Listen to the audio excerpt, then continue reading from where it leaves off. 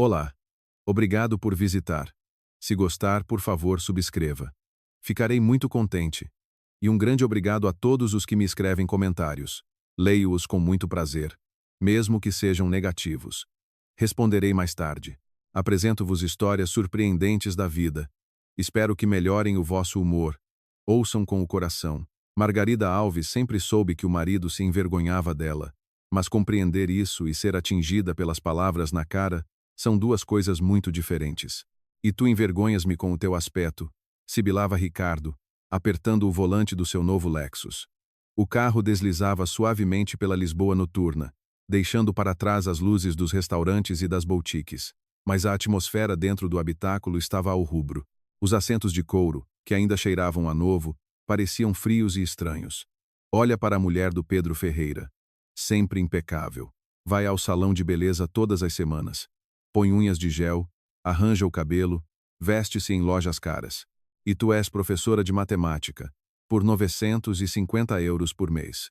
Margarida permaneceu em silêncio, olhando pela janela lateral para as montras iluminadas e os painéis publicitários que passavam.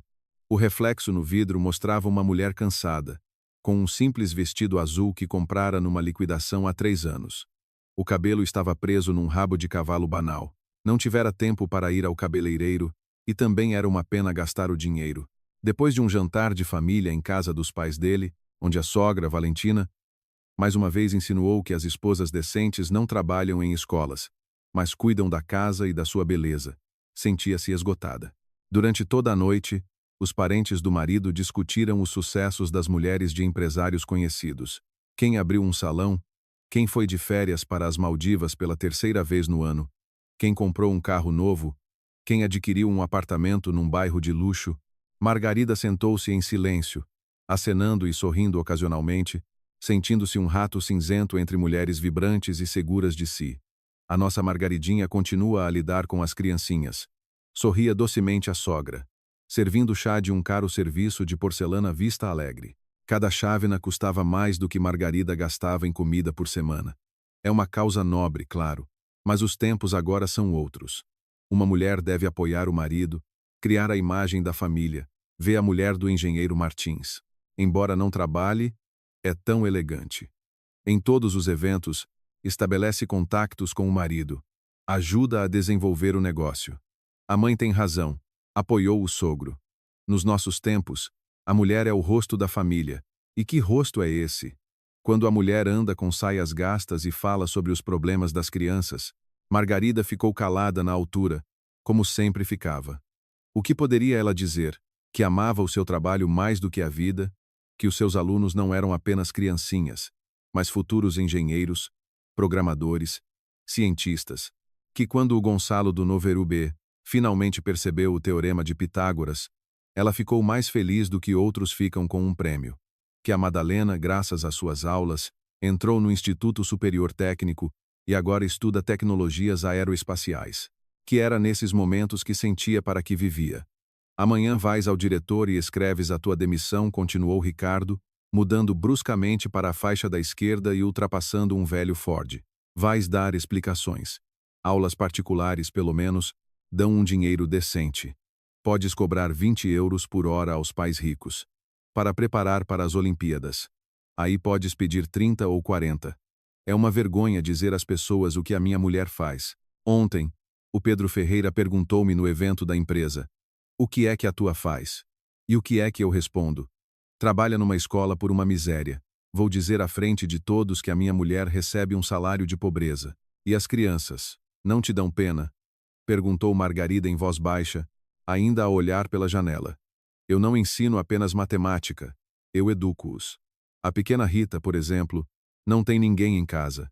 A avó cria-a sozinha, mas é velhinha. Não consegue. Para ela, sou mais do que uma professora. Sou como uma mãe. E o David, um rapaz talentoso, uma mente brilhante, mas os pais acham que a matemática não lhe é precisa. Seria melhor que se dedicasse ao comércio. Eu convenço-o a candidatar-se a um curso técnico. Ele tem um talento genuíno. Educa o teu Tomás, explodiu o marido, batendo com a palma da mão no volante, fazendo o carro estremecer ligeiramente. E a propósito, chega de ele brincar com esses legos técnicos. Passa os dias a montar e desmontar coisas, a estudar esquemas na internet. Vou meter-lo no futebol, para crescer como um homem, não como um engenheiro zeco qualquer. Os miúdos normais jogam a bola, ganham músculos, as raparigas gostam, este fica em casa com peças de metal e circuitos, como um menino da mamã. Margarida virou-se bruscamente para o marido, e ele viu algo novo nos seus olhos. Não submissão, não cansaço, mas espanto misturado com dor. Engenheiro zeco? Repetiu ela, e a sua voz soou como aço. Ricardo, percebes o que estás a dizer? O teu filho, aos 10 anos, monta mecanismos que muitos adultos não entenderiam. Ontem mostrou-me um robô que ele próprio programou. Move-se por uma rota definida. Desvia-se de obstáculos. Isso é um talento. É um futuro engenheiro. Talvez um projetista. Há poucas crianças assim. Talento, imitou Ricardo, torcendo os lábios. Preciso muito desse talento. Era melhor que se destacasse no desporto, estabelecesse contactos com as pessoas certas, desenvolvesse o espírito de equipa, qualidades de liderança. Senão, vai crescer um fracassado como. Ele interrompeu-se, mas Margarida percebeu o que ele queria dizer. Como eu, completou ela por ele, e nessas duas palavras havia uma vida inteira de dor. Ricardo ficou em silêncio, mas o silêncio era mais eloquente do que quaisquer palavras. Ele olhava em frente, com os maxilares cerrados, e de perfil parecia um estranho. Margarida sentiu o coração bater descontroladamente e o sangue a pulsar-lhe nas têmporas. 13 anos de casamento. 13 anos ela pensara que eram apenas diferentes, que tinham valores diferentes, mas que na base estava o amor e o respeito. 13 anos, ela justificara a sua rispidez com o cansaço, o estresse no trabalho, as circunstâncias familiares. E só agora, sentada no carro caro ao lado do homem que ganhava 10 vezes mais do que ela e podia permitir-se qualquer capricho, ela compreendeu a terrível verdade. O marido não só não a amava, como a desprezava. Desprezava-a por aquilo que ela considerava importante, por aquilo pelo qual vivia, por quem ela era. Sabes o que a minha mãe me disse hoje? Continuou Ricardo, sem notar o seu estado ou não querendo notar. Que todas as mulheres dos nossos amigos são mulheres interessantes, com quem há o que falar. Cultas, letradas, vão ao teatro, visitam exposições. E contigo, o que se discute? Como o Zezinho do 7º ano não consegue dividir frações, como a diretora atrasou o salário outra vez. Como o telhado da escola tem uma goteira, e não há dinheiro para reparação. E antes gostavas? Sussurrou Margarida, lembrando-se dos seus primeiros anos. Dizias que eu era boa, que sabia lidar com crianças. Dizias que tinhas orgulho em mim. Antes eu era um idiota jovem. Cortou Ricardo. Pensava que o amor superava tudo. Agora percebo. A família é um estatuto. É uma imagem. A mulher deve ser um adorno, não um fardo. Ricardo. Sinto-me mal. Sussurrou Margarida, agarrando o peito. Faltava-lhe o ar. Pontos negros dançavam-lhe diante dos olhos, e o coração batia como se quisesse saltar do peito. O que foi agora? Perguntou o marido irritado, olhando de soslaio para ela e abrandando no semáforo. Só me faltava um desmaio. Já me estragaste a noite toda com o teu ar. A mãe depois passou 2 horas a recriminar-me por ter escolhido uma mulher como tu. Fingida. Sempre que começo uma conversa séria, tens dor de cabeça ou a tensão sobe. A última coisa que Margarida se lembrava antes de mergulhar na escuridão foi o rosto descontente do marido e um pensamento fugaz. Será que vivi metade da minha vida com este homem? E depois tudo desapareceu. Os sons, a luz, a dor. Acordou já no hospital. Um teto branco com uma fenda no canto, o cheiro a desinfetante misturado com o aroma de flores murchas da cama ao lado. E uma médica. Uma jovem de bata branca com olhos cansados falava sobre estresse, esgotamento nervoso, crise hipertensiva. Recomendava descanso, mudança de ambiente, evitar situações de conflito.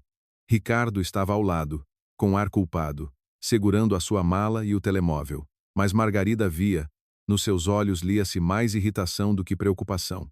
Ele olhava para o relógio e pensava claramente nos seus assuntos, nas reuniões que teve de adiar por causa desta histeria feminina. Nada de grave, tranquilizava a médica, fazendo anotações na ficha, mas o organismo deu um sinal sério, precisa de repouso Ausência total de estresse. Tem possibilidade de ir a umas termas por 2 ou 3 semanas? Vais para umas termas, disse Ricardo, quando a médica saiu para ver outros pacientes. A mãe recomendou umas conhecidas perto de Sintra. Chama-se Pinhal de Sintra.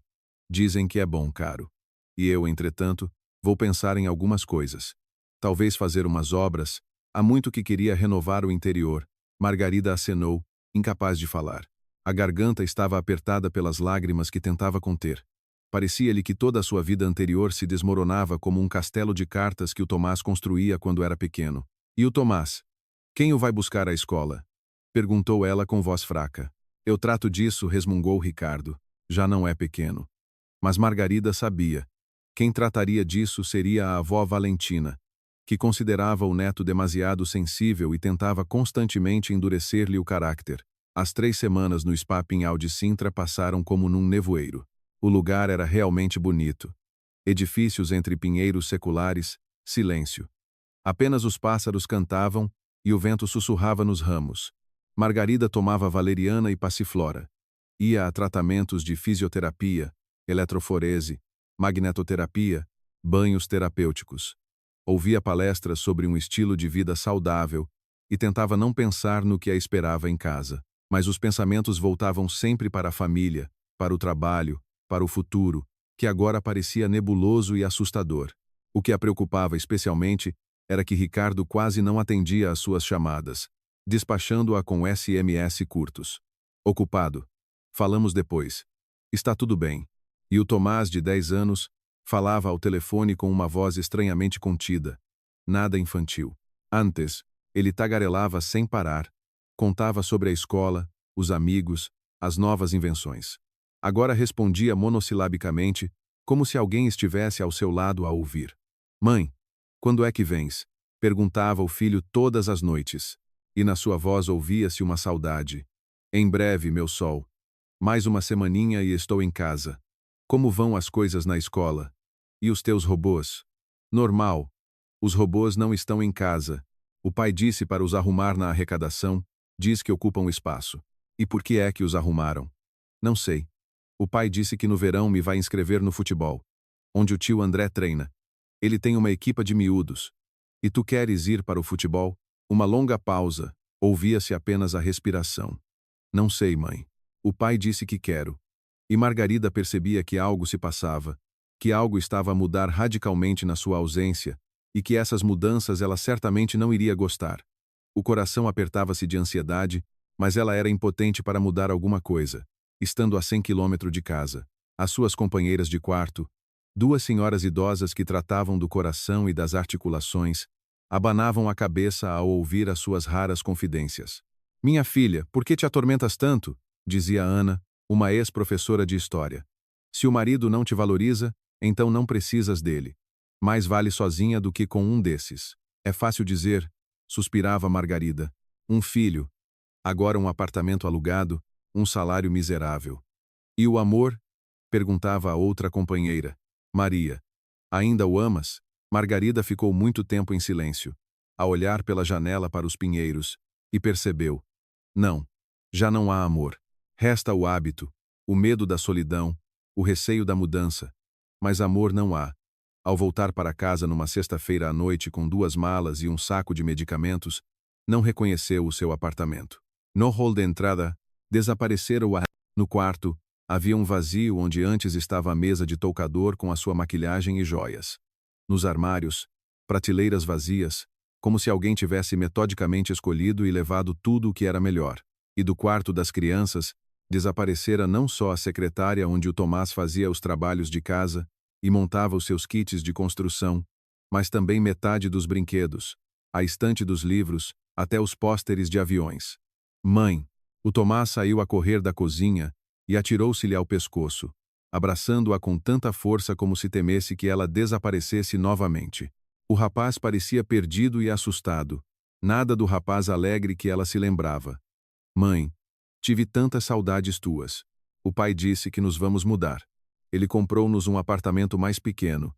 Diz, para ti e para mim chega. E ele precisa de mais espaço. Onde está o pai? Perguntou Margarida.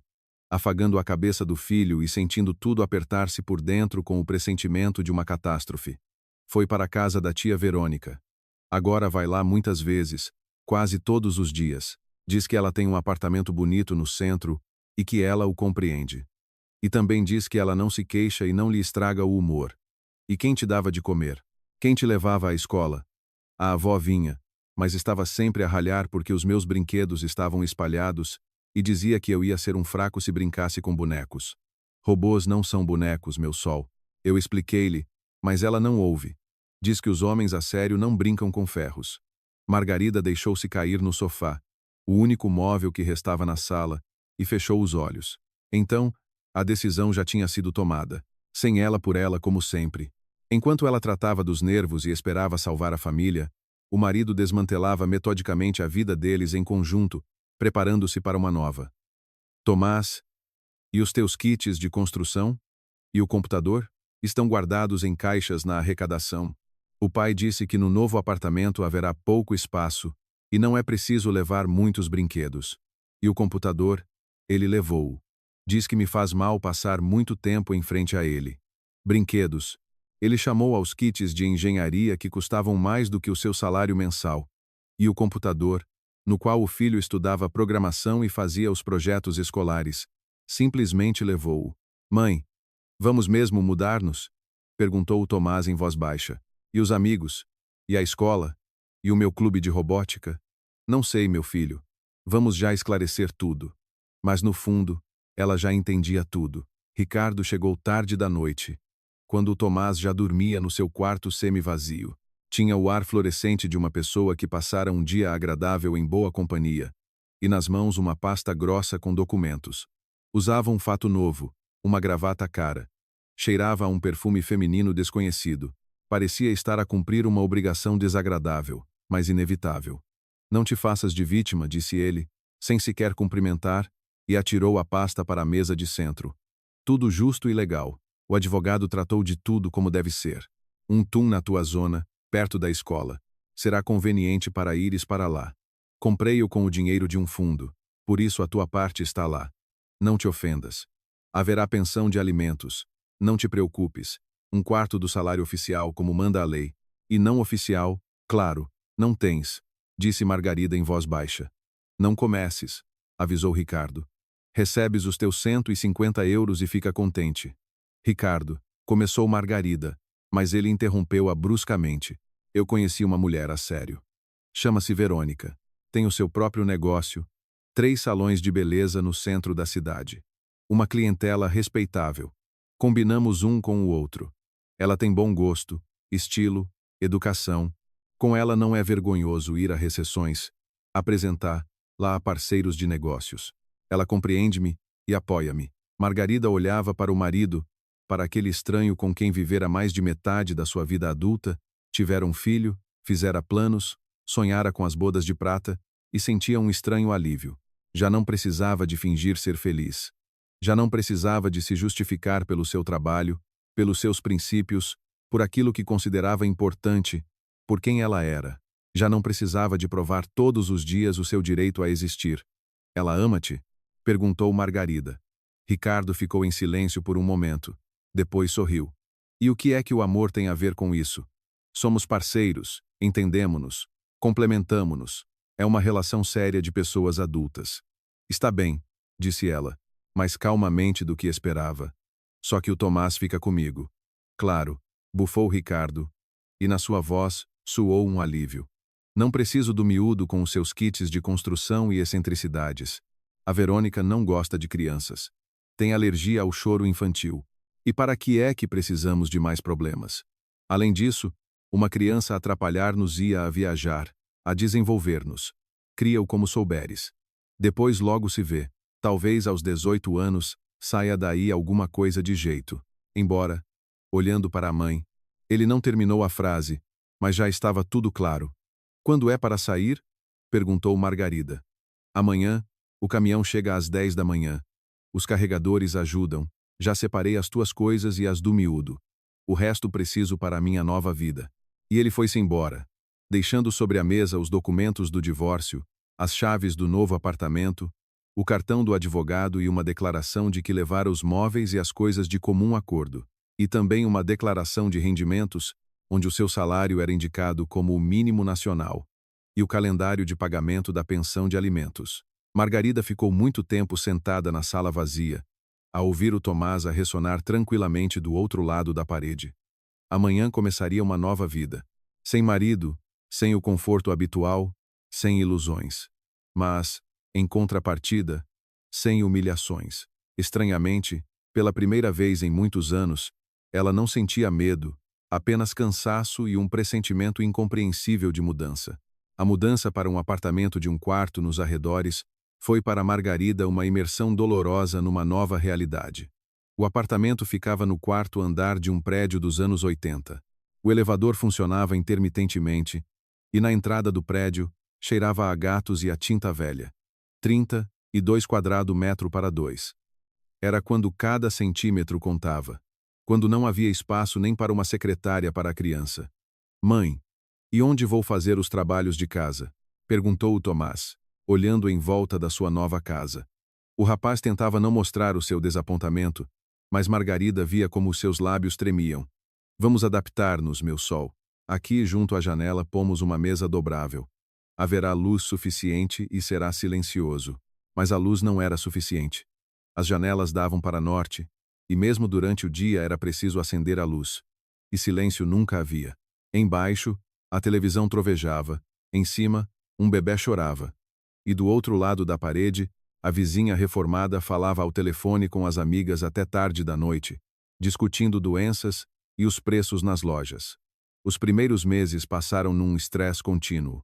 Margarida dividia-se entre a escola e a casa, tentando conciliar o trabalho com as tarefas domésticas.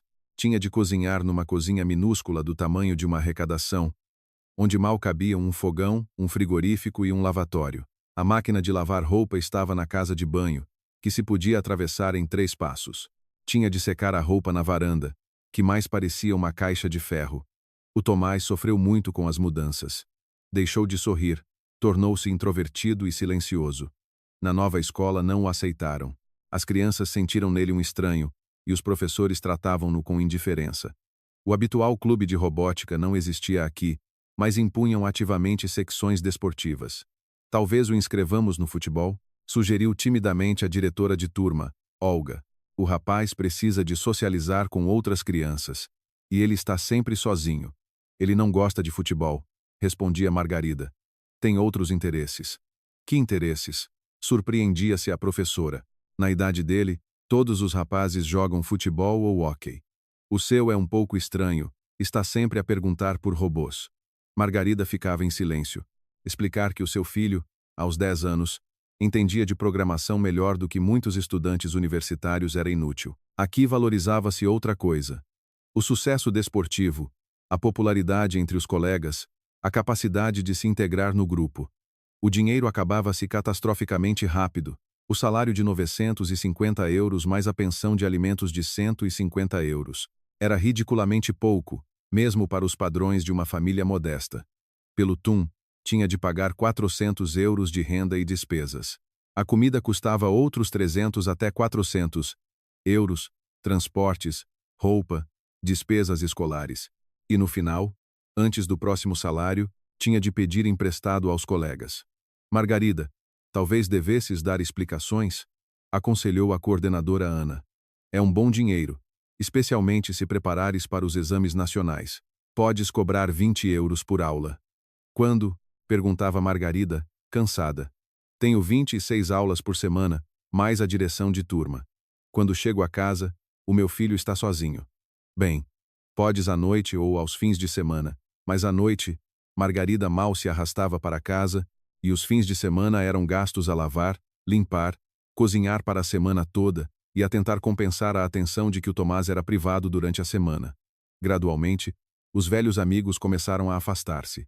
As amigas com quem tinha amizade familiar agora convidavam apenas o Ricardo com a nova mulher. Margarida descobria isso por acaso, via fotografias nas redes sociais, onde o seu ex-marido abraçava uma loira elegante num vestido caro, e à volta estavam rostos conhecidos com sorrisos. A Verônica é tão interessante, contava ao telefone uma das ex-amigas, sem suspeitar que Margarida ouvia cada palavra. Tem tanto bom gosto, e o negócio é um sucesso, e está sempre deslumbrante. O Ricardo floresceu ao lado dela. E depois, essa mesma amiga ligava a Margarida. E com uma falsa compaixão, perguntava: Como estás, Margaridinha? Como te estás a habituar à nova vida? Normal, respondia Margarida secamente, sem querer partilhar os seus problemas com ninguém. Ainda bem. O importante é não desanimar. Estávamos a pensar em convidar-te para vires cá. Mas, tu percebes, é um pouco embaraçoso. O Ricardo e a Verônica também são nossos amigos. E Margarida compreendia. As pontes tinham sido queimadas. No seu círculo, ela era agora uma estranha. Uma professora divorciada com um filho. Uma lembrança de que os casamentos se desfazem e a vida bonita pode acabar. A situação tornou-se especialmente difícil quando um novo diretor chegou à escola. Victor Simões veio da Direção Regional de Educação com a reputação de ser um gestor eficaz e com grandes planos de modernização. Na prática, isso significava pedir dinheiro aos pais sob o pretexto de donativos voluntários, serviços adicionais pagos e uma venda descarada de notas para os filhos de pais influentes. Margarida chamou a ele ao seu gabinete um mês após a sua nomeação. Analisei o seu processo pessoal. Tem uma boa formação, uma experiência sólida, mas os resultados poderiam ser melhores. Em que sentido? Surpreendeu-se Margarida. Os meus alunos têm consistentemente notas nos exames nacionais acima da média da zona. Não se trata disso. Sorriu enigmaticamente o diretor. Trata-se do trabalho com os pais. Você compreende. A educação agora é um serviço, e um serviço deve gerar receita. Margarida não percebeu imediatamente onde ele queria chegar. A situação esclareceu-se na semana seguinte, quando Simões lhe propôs uma colaboração. Veja bem, temos pais que estão dispostos a pagar extra por, digamos, uma abordagem individualizada às notas dos seus filhos. Nada de criminoso, apenas um pouco mais de atenção, de condescendência nos testes. Por isso, os pais estão dispostos a pagar. Metade para si, metade para a escola. Um belo acréscimo ao seu salário. Concorda? Está a propor-me vender notas? Margarida não acreditou no que ouvia. De forma alguma, apenas uma abordagem mais leal ao aproveitamento. Não, disse Margarida com firmeza. Não posso. O rosto do diretor escureceu. Em vão. Nos nossos tempos, os princípios são um luxo que poucos se podem dar, especialmente mães solteiras. A partir desse dia, a vida de Margarida na escola tornou-se um inferno. Simões implicava com cada pormenor. Ora o livro de ponto não estava bem preenchido. Ora os planos de aula não correspondiam aos novos padrões. Ora não trabalhava suficientemente com os pais. Sobrecarregava-a com tarefas adicionais, vigilâncias, relatórios, participação em comissões, que lhe roubavam as últimas horas livres. Mãe, por que estás tão triste? Perguntava o Tomás quando ela chegava a casa, exausta e zangada.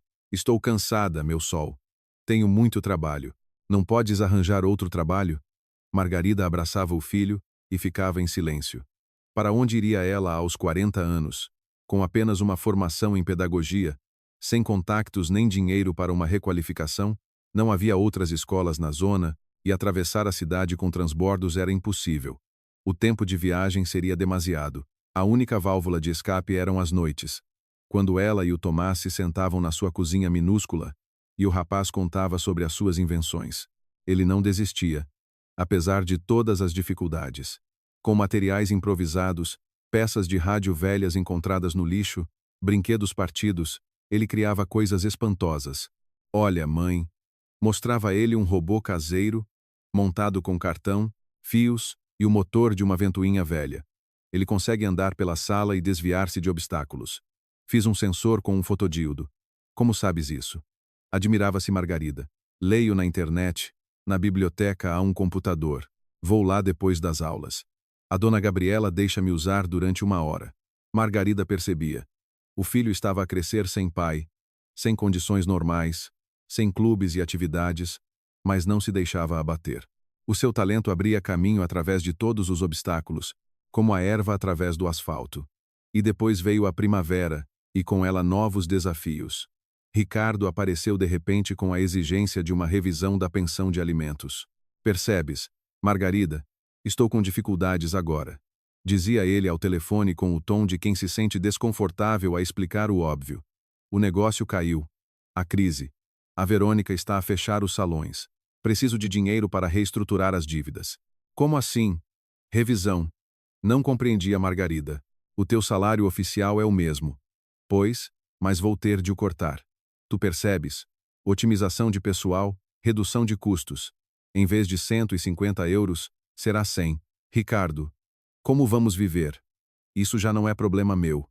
Arranja um trabalho melhor ou casa-te. A propósito, se não concordares a bem, levo-te o miúdo através do tribunal, digo que não lhe dás as condições devidas. Margarida sabia que não eram ameaças vãs. Ricardo agora tinha contactos, dinheiro para advogados, e ela não tinha nada, exceto o amor de mãe. Em tribunal, olhariam para as condições de habitação, os rendimentos, as possibilidades de garantir um futuro digno à criança. E o que poderia ela apresentar?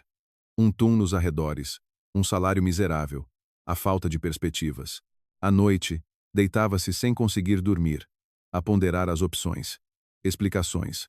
Mas quando, se na escola ficava todos os dias até tarde, trabalho extra, e quem ficaria com o Tomás? Mudar para outra cidade? Com que dinheiro?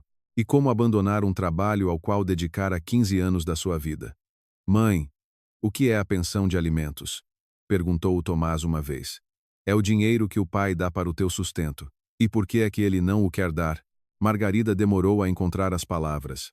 Ele está com dificuldades financeiras agora. E tu tens dificuldades? Tenho. Então, ao pai é permitido não dar dinheiro. E a ti não é permitido não trabalhar. A lógica infantil era implacável e precisa. Margarida abraçou o filho e percebeu. Ele compreendia tudo. Compreendia que o pai o abandonara, que a mãe lutava com as últimas forças pelo futuro deles, que a sua pequena família estava por um fio. Em maio, aconteceu o que tinha de acontecer. Simões chamou-a ao seu gabinete e pôs-lhe à frente uma declaração de demissão. Por vontade própria, disse ele sem levantar os olhos. Assine, e separamo-nos pacificamente. Se não assinar, encontraremos outras formas. Tenho queixas de pais sobre o seu trabalho. Que queixas? Margarida sabia que era mentira. Abuso de autoridade, atitude parcial para com as crianças, violação da ética pedagógica. Se chegar a uma comissão, será proibida de trabalhar na educação. Margarida percebia que ele estava a fazer bluff, mas não conseguiria provar nada. E não tinha tempo para litígios. Precisava de alimentar o filho. Dê-me até amanhã para pensar. Até a hora do almoço. Depois do almoço, a declaração tem de estar na minha mesa. Margarida foi para casa a pensar que a vida a tinha encurralado. Sem trabalho, sem dinheiro, sem perspectivas. E à frente a ameaça de perder o filho. E então o telefone tocou. A chamada soou no momento em que Margarida estava sentada na cozinha com uma chávena de chá frio, tentando encontrar uma saída para a situação desesperada. O número era desconhecido, de Lisboa, e ela quase rejeitou a chamada. Ultimamente, ligavam-lhe muitas vezes cobradores de dívidas de cartões de crédito que ela nunca tivera. Margarida Alves? Perguntou uma voz masculina, educada e oficial. Sim, estou a ouvir. Fala o notário Pedro Vasconcelos. Tenho uma informação importante para si, relativa a uma herança. Que herança? Não percebeu Margarida. Enganou-se no número? Não. Está tudo correto. É herdeira por testamento de Lúcia de Almeida Bragança, falecida a 18 de abril do corrente ano. Precisa de se apresentar no cartório notarial para tratar dos documentos. Margarida sentiu o chão fugir-lhe dos pés. Lúcia de Almeida Bragança. O nome não lhe dizia nada. Desculpe, mas não conheço essa pessoa. Tem a certeza de que não se enganou? Segundo o testamento, Lúcia era sua tia-avó em terceiro grau por parte do pai, filha de Pedro de Almeida, irmão do seu bisavô, Pedro Alves. Margarida tentou lembrar-se das histórias de família que o pai contava, mas tinha a cabeça numa confusão. O pai falecera há 5 anos, e muitas ligações familiares tinham se perdido com ele. E o que inclui a herança? Perguntou ela com cautela. Uma casa de habitação na aldeia das Oliveiras, no Ribatejo, um terreno, um automóvel e fundos em contas bancárias. O valor da herança é bastante significativo. Quando pode vir? Margarida fechou os olhos com força. Parecia-lhe que era uma partida ou algum tipo de fraude. Coisas assim só acontecem nos filmes, quando uma pessoa fica sem nada e, de repente, aparece uma herança rica de uma parente desconhecida. E que documentos são necessários?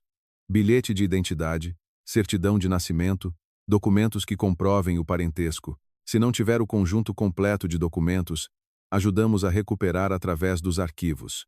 Está bem. Vou pensar e ligo de volta. Margarida, não demore. O prazo para aceitar a herança é de 6 meses a contar da data do falecimento da testadora. Restam-lhe menos de 2 meses. Quando Margarida desligou o telefone, as mãos tremiam-lhe. Releu várias vezes o número do notário que anotara, verificou na internet. O cartório existia, as críticas eram positivas. O site parecia sério. Mãe, quem ligou? Perguntou o Tomás, espreitando do quarto com o livro de matemática na mão. Um notário qualquer. Diz que me deixaram uma herança. Como nos filmes. Animou-se o rapaz. E que herança é? Uma casa algures numa aldeia e um carro, mas não percebo quem me poderia ter deixado alguma coisa. À noite, Margarida ligou à mãe. Ana vivia em Évora. Viam-se raramente. Não havia dinheiro para viagens, e a relação depois do divórcio tornara-se tensa. A mãe achava que a filha era a culpada pelo divórcio e que devia ter se esforçado mais para manter a família. Mãe, lembras-te da Lúcia de Almeida Bragança? Dizem que é minha tia-avó. A Lúcia? Surpreendeu-se a mãe. Claro que me lembro. Tia do teu pai, irmã do avô dele. Era uma mulher estranha, muito culta, mas com um feitio difícil. Arqueóloga, acho eu, ou historiadora. Nunca se casou. Não teve filhos. Vivia algures isolada, sozinha. E porque era estranha? Era muito independente. O teu pai contava que ela, ainda no tempo da outra senhora, andava em escavações, participava em expedições. Depois, quando se reformou, tornou-se uma eremita. Diziam que tinha um verdadeiro museu em casa, coleções, livros antigos, achados arqueológicos. E por que é que me deixou a herança a mim? Nem nos falávamos. A quem mais havia de deixar? Suspirou a mãe. Parentes, quase não tinha. E tu, afinal, és do sangue dela. Talvez te observasse de longe, soubesse dos teus problemas. Como? O mundo é pequeno. O boca a boca funciona mesmo no campo. Se esta história ressoa com os seus pensamentos, agradeceria o seu gosto. Para um autor, é o melhor sinal de que estamos na mesma sintonia. Por favor, conte-me de onde é, de que cidade ou região a minha voz está a soar agora.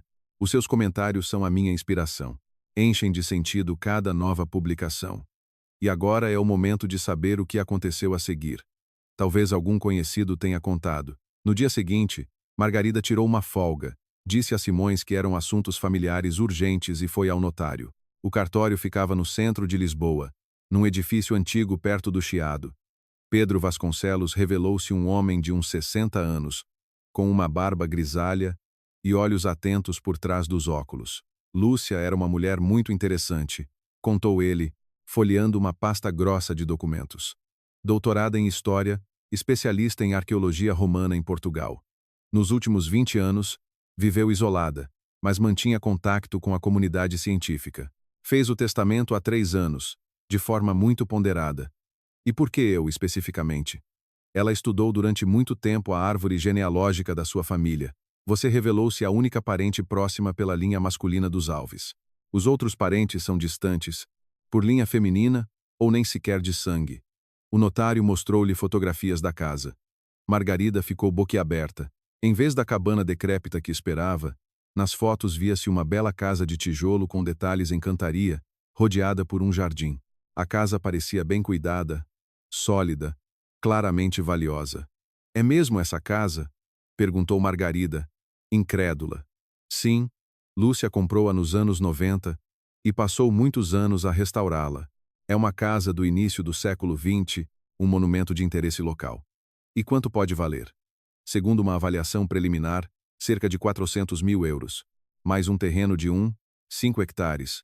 Um automóvel Subaru Forester de 2018 e fundos nas contas de cerca de 50 mil euros. Margarida sentiu-se tonta. 400 mil euros. Era uma fortuna para ela, que contava cada cêntimo e comprava produtos em promoção. Mas há uma condição. Continuou o notário. Segundo o testamento, deve viver na casa pelo menos 1 ano antes de poder dispor dela. Se a vender antes ou renunciar à herança, esta reverte para o Estado. Como assim? Viver lá. O trabalho, o meu filho estuda na escola. É uma condição da testadora. Talvez ela quisesse que a casa não fosse vendida imediatamente, mas que a história da família fosse preservada. Margarida pegou nos documentos e saiu para a rua, completamente confusa. Por um lado, a oportunidade de mudar radicalmente a sua vida, de escapar da pobreza e das humilhações. Por outro, a incerteza, o risco, a necessidade de largar tudo e ir para uma aldeia remota. Em casa, estudou longamente os documentos. A aldeia das Oliveiras ficava a 100 quilômetros de Lisboa. Havia uma estação de comboio perto. Na aldeia viviam cerca de 300 pessoas. Havia uma escola, um posto de saúde, correios, algumas lojas. Parecia bastante civilizado. Mãe, vamos viver para lá. Entusiasmou-se o Tomás quando ela lhe contou sobre a herança. Lá é sossegado, o ar é puro, e eu vou ter o meu próprio quarto. E a escola? Os amigos? Que amigos? Sorriu o rapaz com tristeza. Aqui não tenho amigos, e na nova escola talvez seja melhor.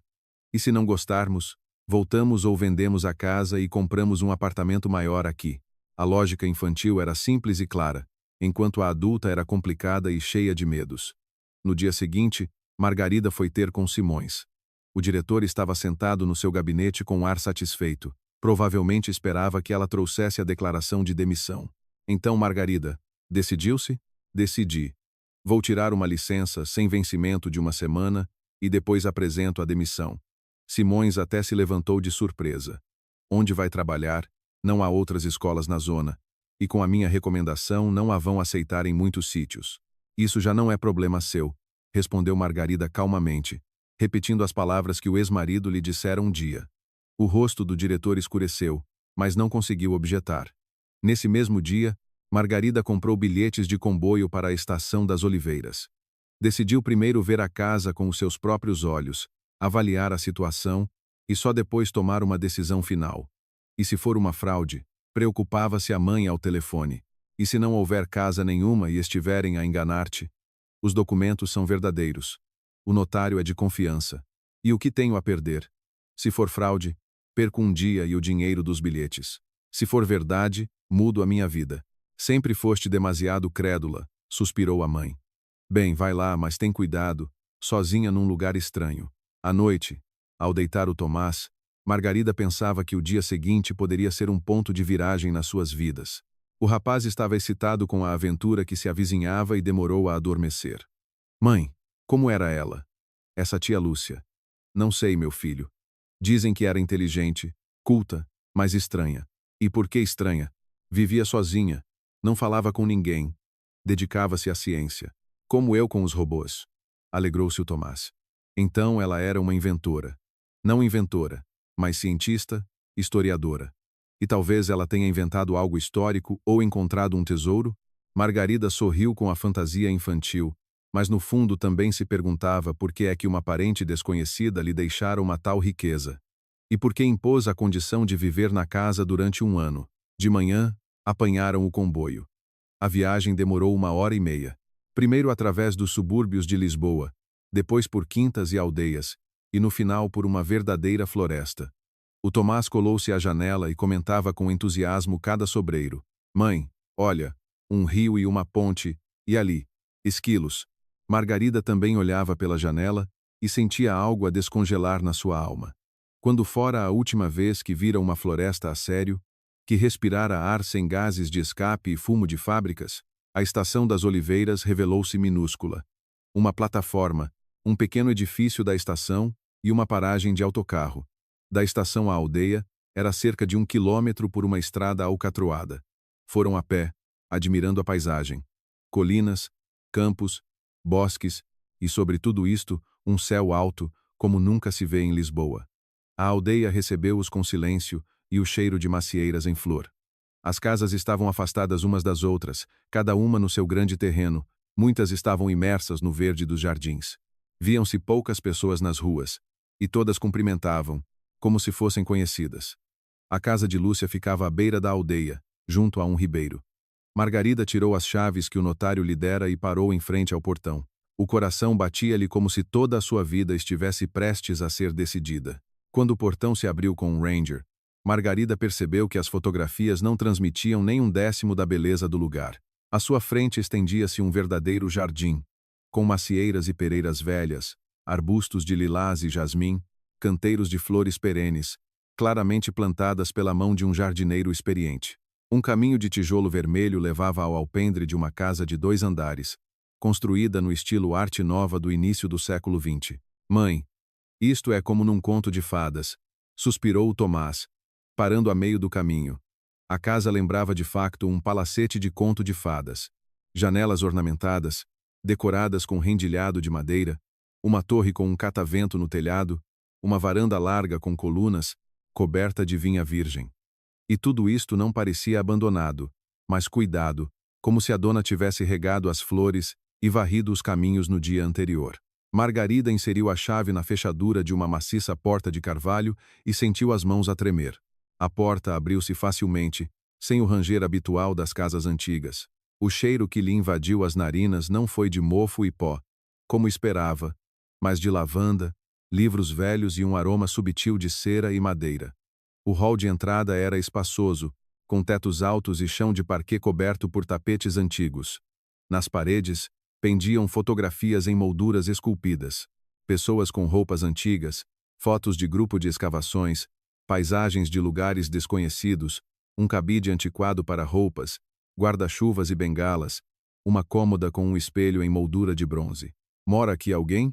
Sussurrou o Tomás, olhando em redor. Não, meu sol. A tia Lúcia morreu há 2 meses. Então por que está tudo tão limpo e cheira tão bem? Margarida também estava surpreendida. Normalmente, nas casas onde ninguém vive há muito tempo, surge um cheiro particular de abandono. Aqui, tudo parecia como se a dona tivesse saído para um passeio e estivesse prestes a voltar. A sala de estar deixou-os completamente maravilhados. Uma sala enorme com lareira, uma biblioteca do chão ao teto, móveis antigos de madeira escura. Mas o que mais impressionava eram as vitrinas de vidro, espalhadas pela sala. Nelas estavam guardados objetos antigos, vasos de cerâmica, joias, pontas de seta, moedas. Isto é um museu, exclamou Tomás, correndo para uma das vitrinas. Mãe, olha. Aqui diz, joalharia romana, séculos I e VD. C.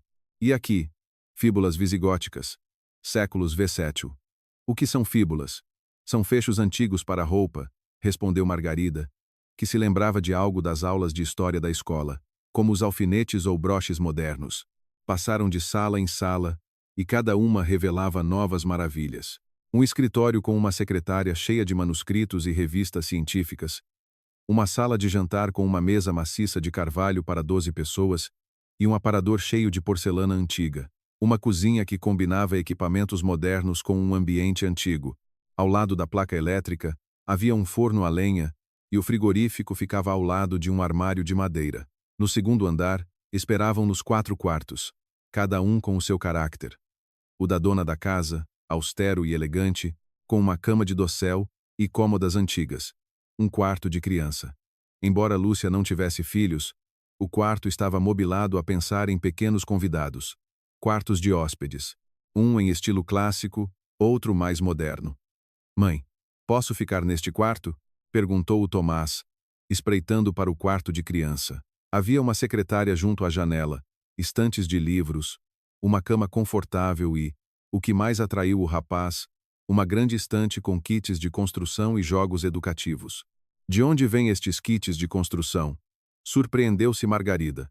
Aproximaram-se e viram uma coleção inteira, desde conjuntos simples para crianças pequenas até kits técnicos complexos para adolescentes. Todos novos, em caixas por abrir, mas claramente não comprados ontem. Em algumas caixas havia pó.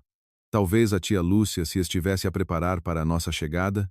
Sugeriu o Tomás. Margarida não disse nada, mas a ideia do filho não lhe pareceu tão fantástica. Eram demasiadas coincidências.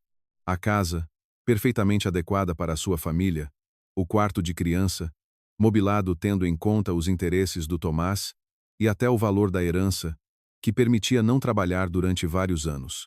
Na oficina do segundo andar, descobriram outro mistério. A sala estava equipada como um laboratório científico, com microscópios, balanças, aparelhos de análise, prateleiras com reagentes e ferramentas. Na mesa de trabalho, havia lupas, pinças, pequenos pincéis. Tudo o que um arqueólogo precisa para trabalhar com os achados. E o que é isto? O Tomás apontou para uma grande prancheta coberta com uma folha de papel vegetal. Debaixo do papel, via-se um mapa da área com anotações. Margarida levantou cuidadosamente o papel vegetal.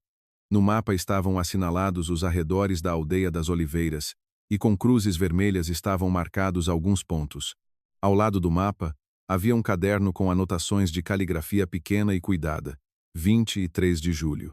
Verifiquei a encosta leste da colina. Os achados confirmam a existência de um povoado dos séculos XII. A cerâmica é especialmente interessante. O ornamento não é característico da tradição local. 5 de agosto. Os locais contam lendas sobre o tesouro do fidalgo Bragança. Talvez não sejam apenas lendas, mas a memória popular de eventos reais. 12 de setembro. O Helder voltou a aparecer. Ofereceu-se para ajudar nas buscas. Recusei categoricamente, suspeitando que ele sabe mais do que diz. Mãe, quem é o Helder? Perguntou o Tomás, lendo por cima do ombro dela. Não sei, respondeu Margarida. Mas algo lhe dizia que este Helder poderia causar problemas. Voltaram para a sala de estar e sentaram-se no sofá antigo, em frente à lareira. Margarida tentava processar o que vira. A casa não era apenas bonita, era perfeita. Demasiado perfeita para uma herança acidental. Mãe, vamos ficar a viver aqui, disse o Tomás. Aqui é tão bom. O ar é fresco, é sossegado e há muito espaço. E a escola? Não sabes como é a escola aqui. E pode ser pior do que em Lisboa? Lá ninguém me compreendia. Os professores são indiferentes e as crianças são más. Margarida abraçou o filho. Ele tinha razão. Pior dificilmente seria. E talvez fosse melhor. Numa escola pequena, cada criança é tratada com mais atenção. Os professores conhecem todos os alunos pessoalmente. Está bem, decidiu ela. Vamos tentar. Pelo menos por um ano. É o que o testamento exige. Depois logo se vê. Viva! Alegrou-se o Tomás e correu para explorar o resto da casa. Margarida ficou sentada no silêncio da sala. Lá fora, as folhas de um velho carvalho sussurravam. Algures ao longe, uma vaca mugia, e do rio ouvia-se o chapinhar da água. Depois de anos de agitação da cidade, este silêncio parecia ensurdecedor. Levantou-se e aproximou-se de uma das vitrinas com joias antigas. Pulseiras de ouro, brincos com pedras coloridas, fíbulas com ornamentos finos. Tudo isto pertencera um dia a pessoas que viveram aqui há mais de 1000 anos. E agora os seus tesouros estavam guardados na casa que lhe coubera a ela. Uma professora de matemática moderna. Mãe, gritou o Tomás da rua. Vem cá depressa. Margarida saiu a correr para o pátio e viu o filho junto a uma pequena construção que não tinham notado antes. Era uma garagem, e ao lado dela estava um carro coberto com uma lona. É aquele carro que nos calhou? Perguntou o Tomás. Margarida puxou a lona e ficou boquiaberta.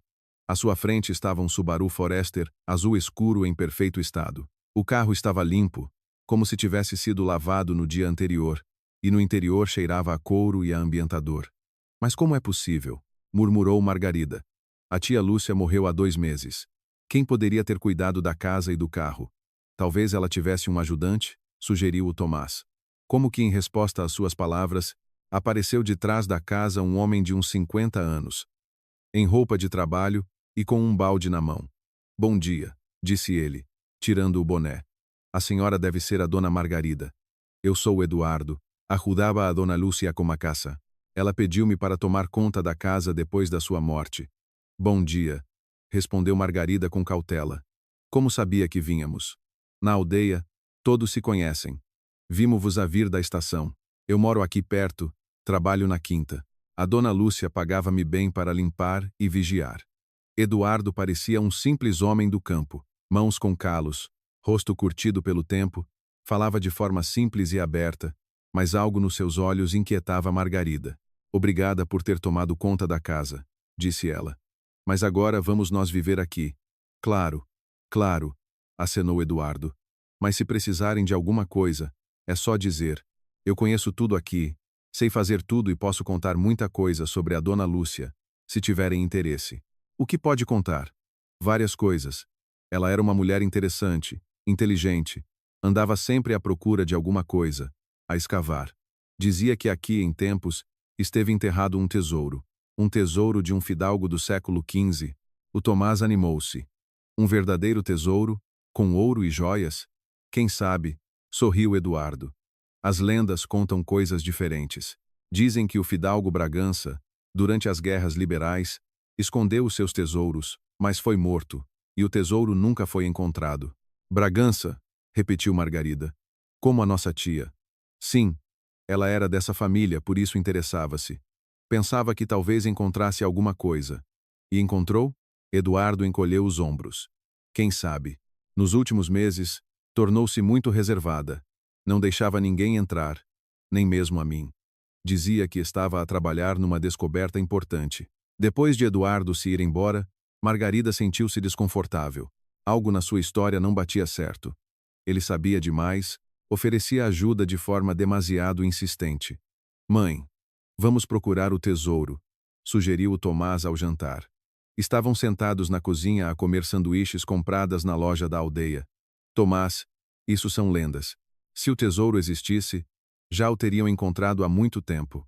E se a tia Lúcia o encontrou e o escondeu em algum lugar da casa? Para que esconder? Bem, talvez quisesse deixar-nos uma surpresa. Margarida sorriu com a fantasia infantil, mas no fundo também se questionava. Havia demasiados mistérios em torno desta herança. Por que é que Lúcia a escolhera a ela? Por que impôs a condição de viver na casa durante um ano? E por que é que as suas anotações estavam cheias de alusões a uma descoberta importante? À noite, quando Tomás adormeceu no seu novo quarto, Margarida ficou muito tempo no escritório da tia Lúcia, a ler as suas anotações. Os diários dos últimos anos estavam cheios de menções a buscas, achados, descobertas importantes, e nas últimas anotações surgiram notas de preocupação. O Hélder está a tornar-se cada vez mais insistente. Hoje veio com o presidente da junta. Propõe comprar a casa e o terreno por um bom preço. Disse que não vendo. Então o presidente começou a falar de um deslizamento de terras, de que a casa está num lugar perigoso. Um disparate completo. A casa está aqui há 100 anos. Eles sabem de alguma coisa. Talvez sejam caçadores de tesouros. Tenho de ter mais cuidado. Amanhã vou ao notário. Está na hora de fazer o testamento. Se me acontecer alguma coisa, a Margarida tem de saber a verdade. Ela é a única a quem posso confiar o segredo da família. Que segredo? Margarida folheou o diário até ao fim. Mas a última entrada fora feita uma semana antes da morte de Lúcia, e não continha nada de concreto. Fechou o diário e olhou pela janela. Lá fora, estava a escuridão impenetrável de uma noite de aldeia, como não há na cidade. E nessa escuridão, pareceu-lhe ver alguém a mover-se perto da cerca. Margarida olhou com mais atenção, mas não viu nada de suspeito. Provavelmente fora impressão sua, ou um gato que passou.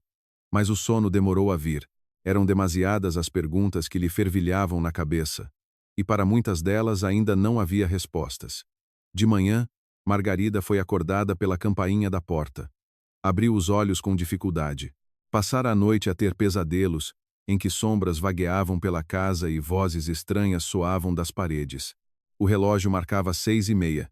Quem poderia vir tão cedo? À porta estavam 2 homens. Um gordo, careca, de fato caro, claramente um dirigente.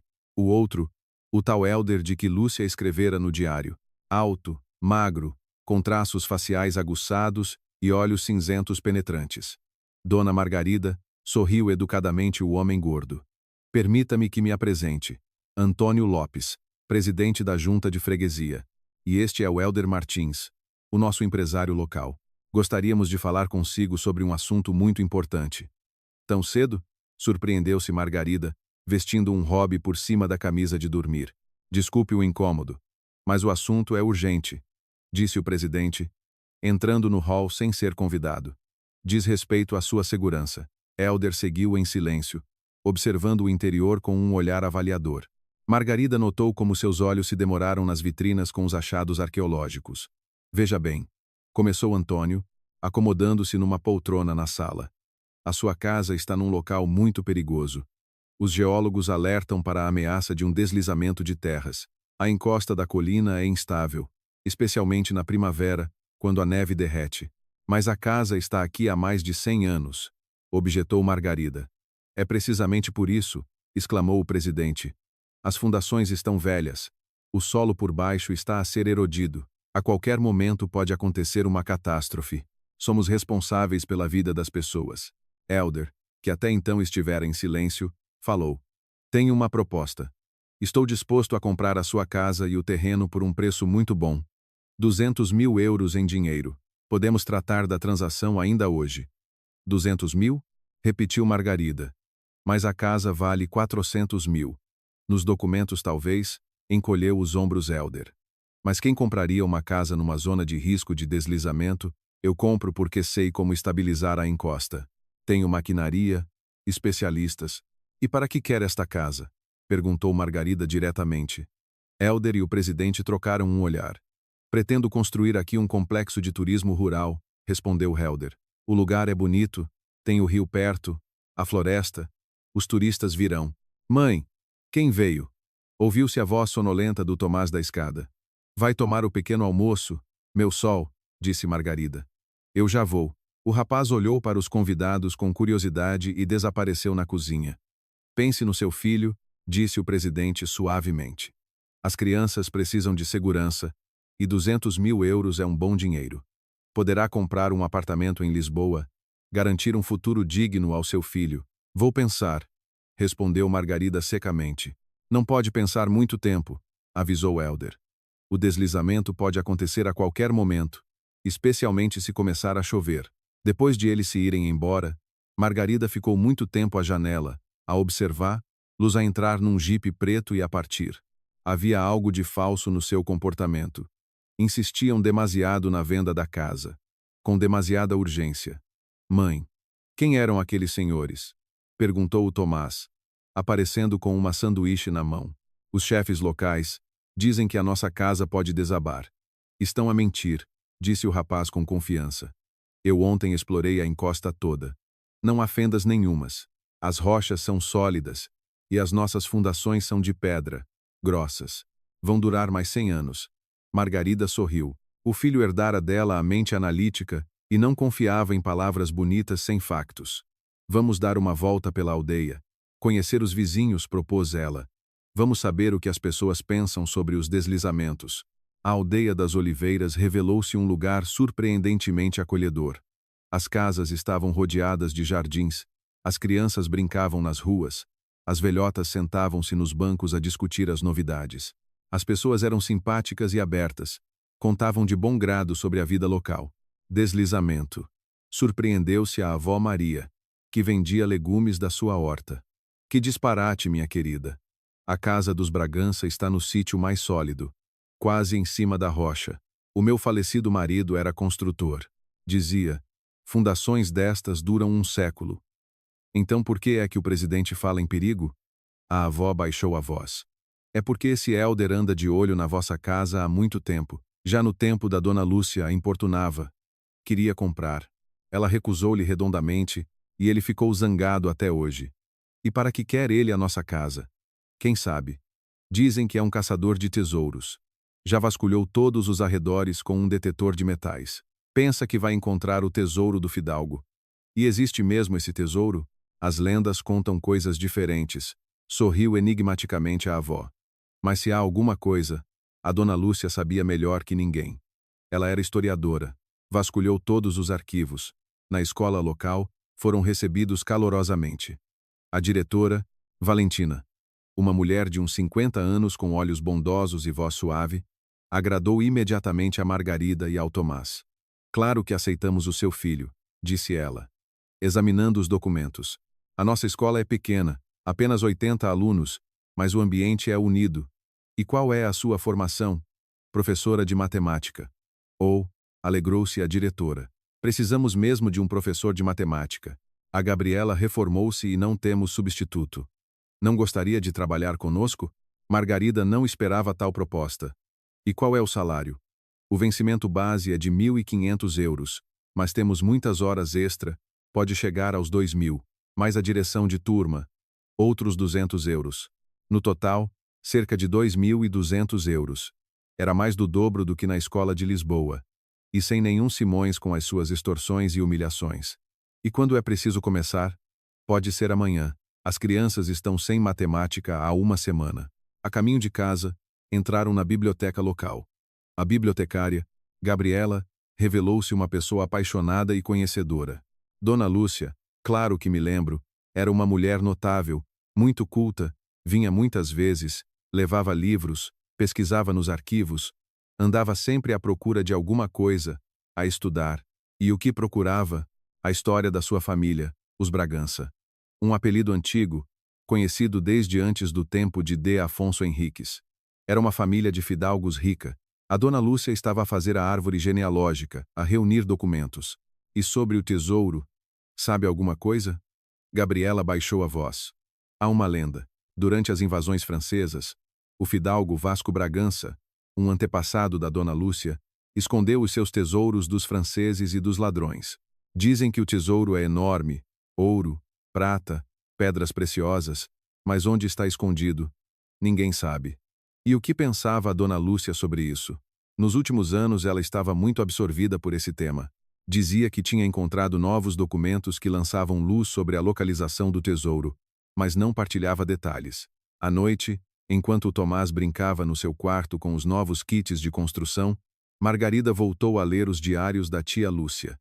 Desta vez, leu com mais atenção, tentando perceber a lógica das anotações.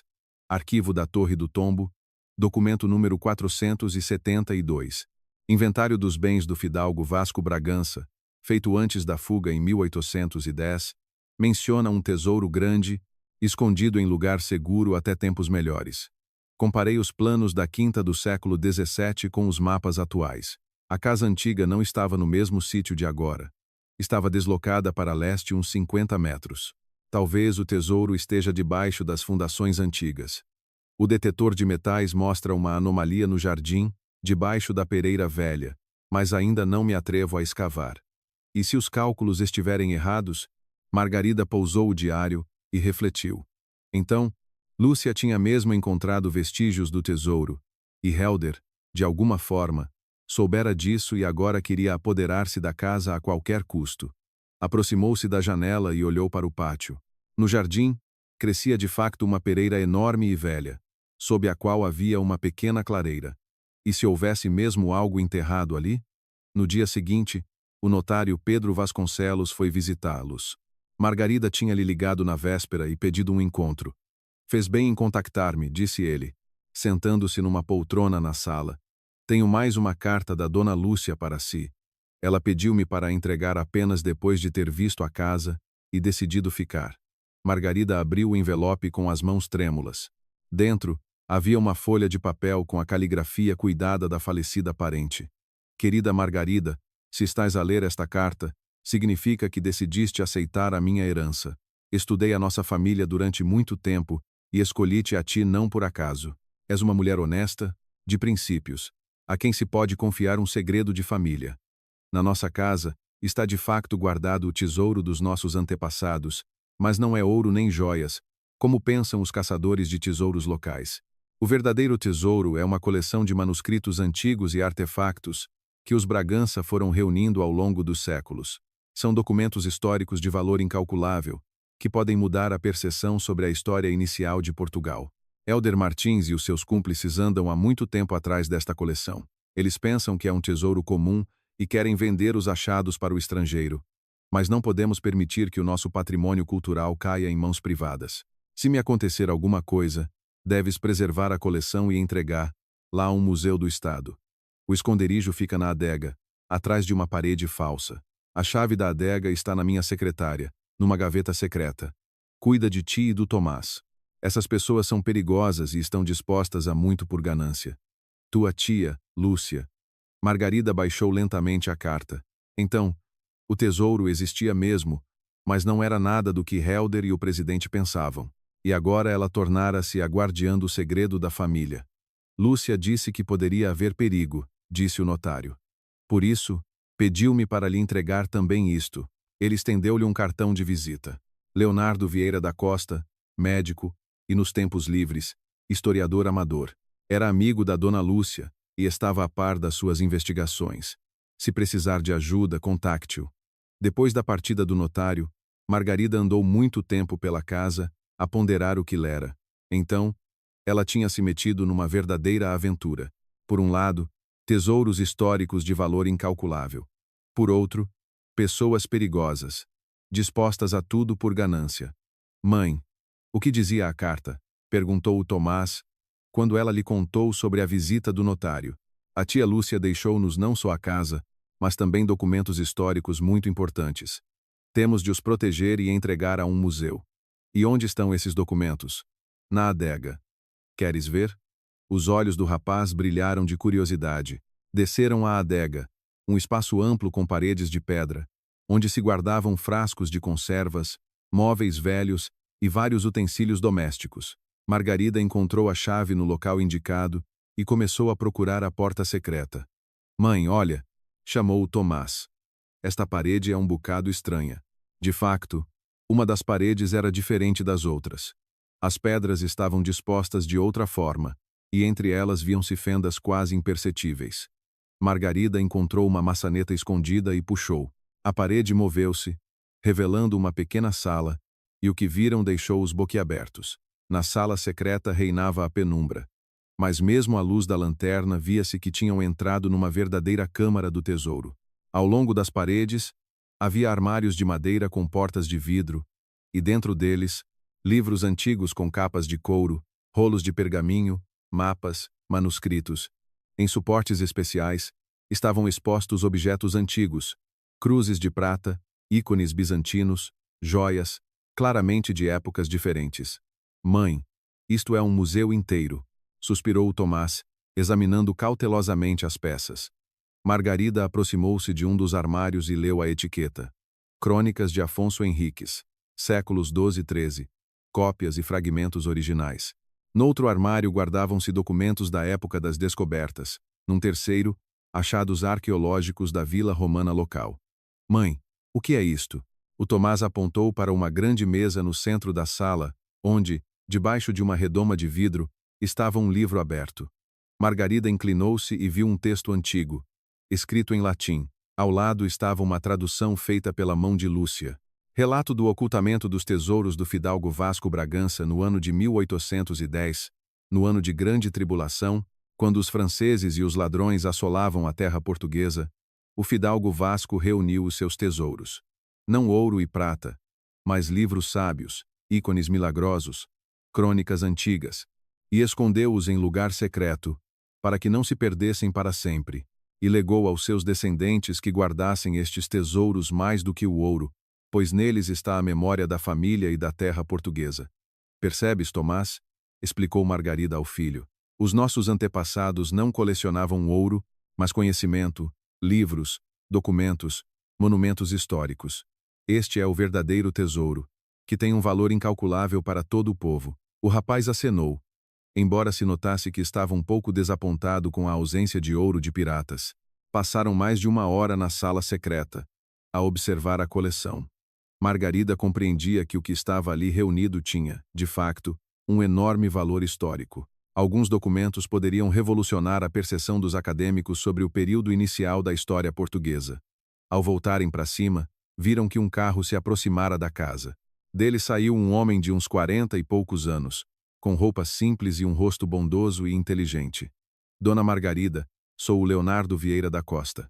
O notário disse que talvez quisesse falar comigo. Claro, entre, por favor. Alegrou-se Margarida. Preciso mesmo de um conselho. Enquanto tomavam chá na varanda, Leonardo contou sobre a sua amizade com Lúcia. Conhecemo-nos há uns 10 anos, numa conferência sobre história medieval. A Lúcia era uma cientista brilhante, mas muito cautelosa. Ela compreendia o perigo que a sua coleção representava. Que perigo! Arqueólogos clandestinos, traficantes de antiguidades, pessoas simplesmente gananciosas.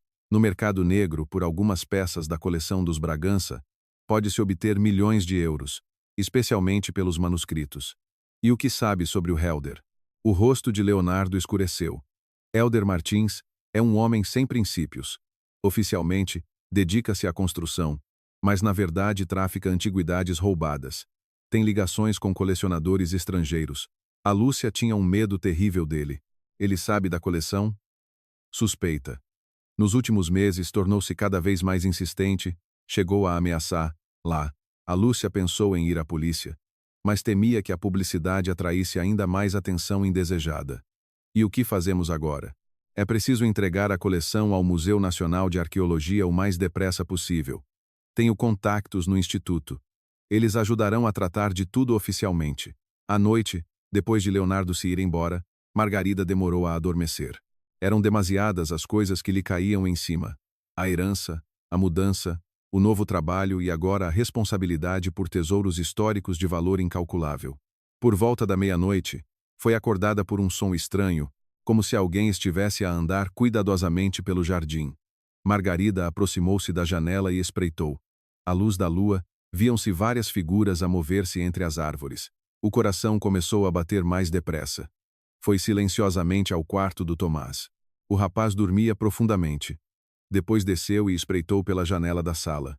No pátio estavam 3 homens com lanternas e algumas ferramentas.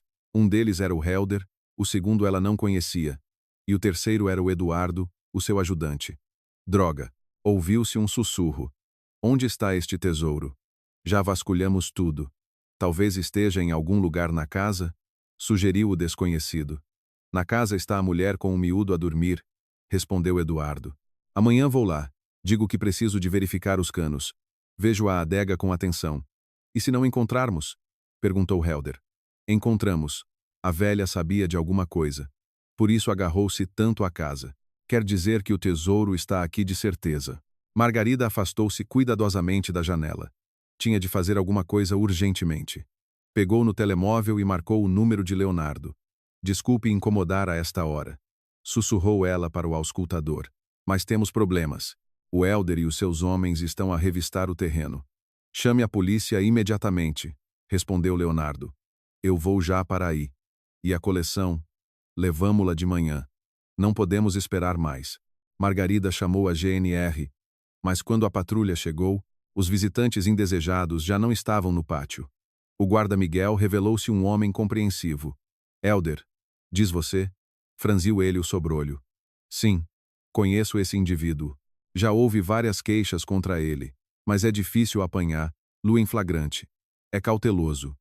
O que podemos fazer é reforçar o patrulhamento, e aconselho a instalar um alarme, câmaras, e, de preferência, não se ausente de casa por enquanto. Na manhã seguinte, chegou uma delegação inteira do Instituto de Arqueologia. Leonardo não perdera tempo e trouxera consigo especialistas. Começaram a embalar e a levar cuidadosamente a coleção da sala secreta. Meu Deus! Exclamou o investigador principal, examinando uma das crônicas. Isto é um documento único. Cópias destas eram consideradas perdidas para sempre. E quanto pode valer isto? Perguntou Margarida. No mercado negro, milhões de euros, mas o seu verdadeiro valor é imensurável. É a nossa história, a nossa cultura. Ao meio-dia, a sala secreta estava vazia. Todas as peças foram levadas para o instituto, onde seriam estudadas e catalogadas. Obrigado, disse o investigador ao despedir-se. A senhora realizou um verdadeiro feito, preservando estes tesouros para o povo. E o que vai acontecer agora com a coleção? Vamos criar uma exposição especial. E claro, mencionaremos sempre que tudo isto foi preservado graças à família Bragança e a si pessoalmente. À noite, Margarida sentou-se aliviada numa poltrona na sala. O peso da responsabilidade finalmente saíra-lhe dos ombros. A coleção estava segura. Os tesouros históricos estavam preservados para as gerações futuras. Mãe, e agora? Perguntou o Tomás. Ficamos aqui? Queres ficar? Claro. Aqui é tão bom. A escola é normal, a casa é grande e o ar é puro. Então ficamos. Amanhã vou tratar da minha inscrição na escola. Mas a tranquilidade foi curta. Por volta das 10 da noite, bateram novamente à porta. No limiar estava o Eduardo, mas agora ele não escondia as suas verdadeiras intenções.